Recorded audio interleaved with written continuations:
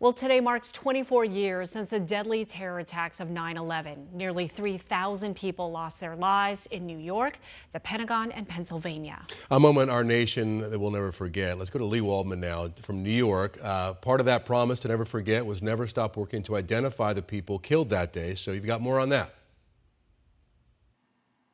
The New York City Office of Chief Medical Examiner has been testing remains and using familial DNA to identify the victims who were killed. We spoke to one man whose family has a new sense of closure 24 years after his mother's death.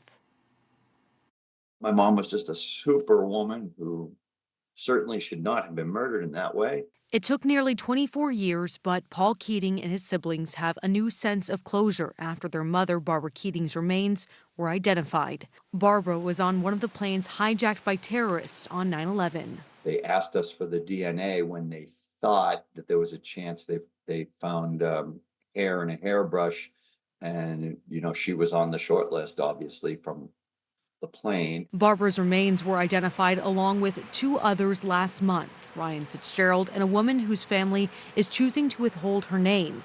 It's a part of the ongoing efforts by the New York City Office of Chief Medical Examiner. This office made a very solemn promise to the families of the victims who were lost on September 11th, 2001, to do whatever it takes for as long as it takes to identify their loved ones and return them to their families. So far, the OCME has identified 1,653 remains from the September 11th attacks on the World Trade Center in 2001.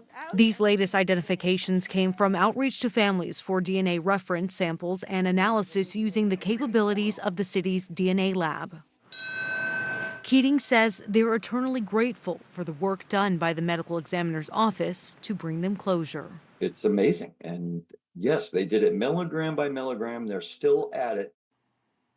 Barbara and the other two victims who were identified are the latest of the World Trade Center victims to be identified since 2024. Right now, there are still nearly 1,100 victims still unidentified. In New York, I'm Lee Waldman.